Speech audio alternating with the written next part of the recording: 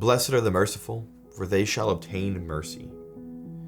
When Jesus gives the apostles the Our Father, after having prayed the Lord's Prayer with them, at the very end of it, he says basically this.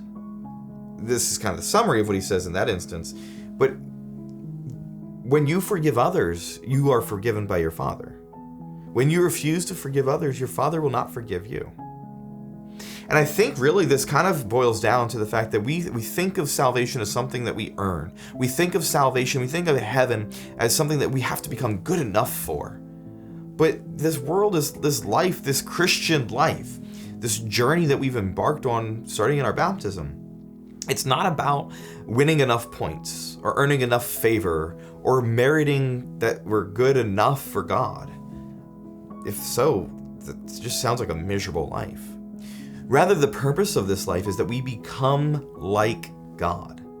Because the more we become like God, the more we are united with Him.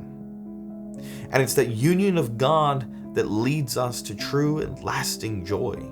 Joy that will finally satiate every desire that we have. And so when Jesus says, "Blessed are the merciful, for they shall obtain mercy," that's exactly how we obtain mercy. We obtain mercy by doing what God does, by giving mercy. If I'm willing to forgive the person that's offended me, then I'm acting as God acts.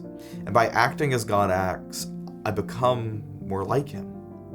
The more I become like Him and act like He acts, and I obtain righteousness and I become a merciful person, the Spirit of God makes a stronger and more profound indwelling within me.